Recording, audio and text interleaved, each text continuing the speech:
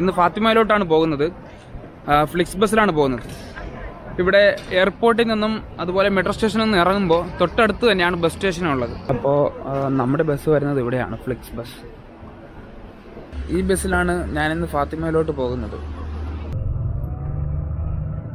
സ്റ്റേഷനിൽ ഇറങ്ങി ഈ കാണുന്ന വഴിയെയാണ് നടക്കേണ്ടത്.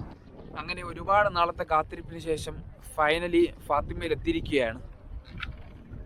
എൻ്റെ ഒരു കസിൻ്റെ പേര് ഫാത്തിമ എന്നാണ്. ഞാൻ കുട്ടിയായിരിക്കുന്ന സമയത്ത് ഒരുപാട് ചിന്തിച്ചിട്ടുണ്ട് ചേച്ചിക്ക് എന്തുകൊണ്ടാണ് മുസ്ലിങ്ങളുടെ പേരിട്ടേക്കുന്നതെന്ന്.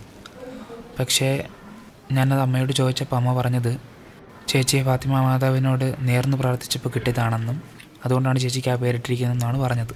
അപ്പോൾ അന്ന് മുതൽ എൻ്റെ മനസ്സിൽ കയറിക്കൂടിയതാണ് ഒരു വട്ടം പോകാൻ സാധിക്കുമ്പോൾ ഫാത്തിമ മാതാവിൻ്റെ അവിടെ നിന്ന് പോകണം. പരിശുദ്ധ കന്യകാമറിയം പ്രത്യക്ഷപ്പെട്ട ആട്ടിടയരായ 3 വിശുദ്ധരായ കുട്ടികളുടെ കല്ലറയാണ് ഈ കാണുന്നത്. ഇപ്പോൾ ഈ കുരിശടി സ്ഥിതി ചെയ്യുന്ന സ്ഥലത്താണ് പരിശുദ്ധ കന്യകാമറിയം പ്രത്യക്ഷപ്പെട്ടത്.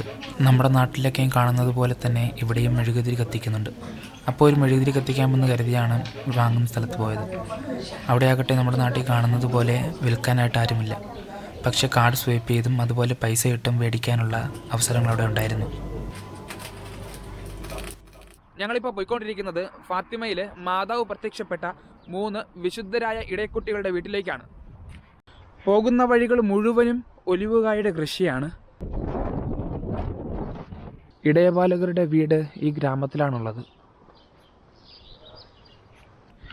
അങ്ങനെ ഫൈനലി നമ്മൾ ജസീന്തയുടെയും ഫ്രാൻസിസ്കോയുടെയും വീട്ടിലേക്ക് എത്തിയിരിക്കുകയാണ്. ഞങ്ങൾ വന്നപ്പോഴത്തേക്കും ഒരുപാട് താമസിച്ചു പോയി. ഇപ്പം തന്നെ സമയം 7:30 കഴിഞ്ഞു. അതുകൊണ്ട് ഇത് പൂട്ടിയിരിക്കുകയാണ്. ഇടയബാലകരിലെ 3ാമത്തെ ആളായ ലൂഷ്യയുടെ വീട് ഇതാണ്. രാത്രി ആയപ്പോഴത്തേക്കും ഞങ്ങൾ തിരികെ പള്ളിയിലേക്ക് തന്നെ വന്നിരുന്നു. എല്ലാ ദിവസവും ഈ പ്രദക്ഷിണവും ജപമാലയും ഇവിടെ ഇല്ല എങ്കിലും ഞങ്ങൾ പോയ മാസം എല്ലാ ദിവസങ്ങളിലും ഉണ്ടായിരുന്നു.